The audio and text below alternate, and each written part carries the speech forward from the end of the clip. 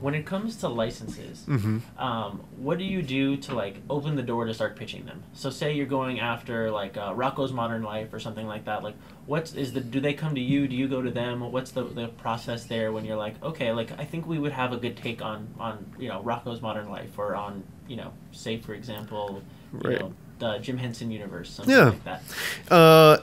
It goes both ways. So sometimes we're getting really excited about something, maybe it's Power Rangers, and we're going in there through, the licensing contacts and those avenues, and putting together pitches and seeing, if things are available, if they're interested in that kind of stuff, and going just directly there and making the sales pitch.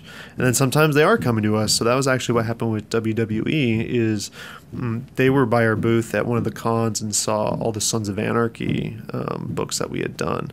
And they were just like, this is awesome. Would you guys be down to do this with like our stuff? Which was like really cool to have this like huge multinational brand come in and be like, you guys are doing great work. Would you be interested in doing stuff with us? And that worked out really well. Those are fun books. Which was great. So it really cuts both ways.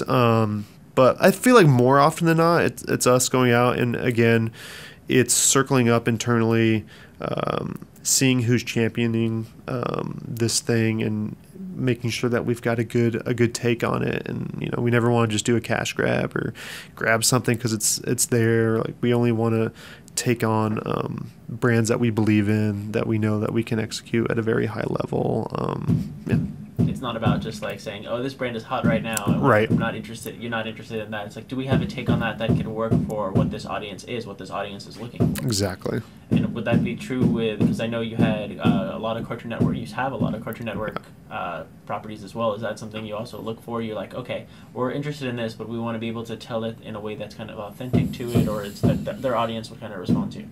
Yeah, absolutely. I mean, Cartoon Network's a great example. It's like, we got in early on Adventure Time, which was awesome. And again, like, just through doing good work, they were like, hey, we've got all this other stuff too. I mean, at one point we had a first look deal with them with their new stuff coming up, that we would kind of get first look at all the new shows that were coming out, which was really fun to, sit down with a bunch of the different show teams and kind of get their POV on what they would be looking for with comic series, and go out and do really fun stuff. So it's interesting to go in there, because it really does. It depends on the licensor. You have some places like Cartoon Network that have a nice big library of stuff that you get into. Some things that are, maybe it's an estate like Do Androids Dream of Electric Sheep, where it's just Philip K. Dick's estate that handles like those properties, and you're doing. I cut my teeth on that book. That was a bear. That's back when I was an editor. What does cutting your teeth mean? Cutting your teeth means you're going through it. You're finding your sea legs. You're making mistakes. You're growing. You're learning. Yeah. And typically it's a lot of work. It's rewarding and painful all at the same time. But this was a book I came on right when I transitioned to editorial, and it's super unique because it's a graphic novelization in the truest sense of the words, that it's all of the text from the book, with the exception of like he said, she said, and stuff like that. But otherwise, every piece of dialogue, every piece of narration, it's all in here, which is insane. And it's funny, because of editing this, I can easily say I've read Do Androids Dream of Electric Sheep more than I've ever read any other book, because through the process of editing this, because you would have to like sit with the script and the novel, you have to sit with the page and the novel, you have to sit with the trade and the novel, and like, still be catching things because there's just so much text, that it was insane. I think I ended up reading it like a total of 7 times or something, just through that process, maybe 8 because I read it once before or something like that.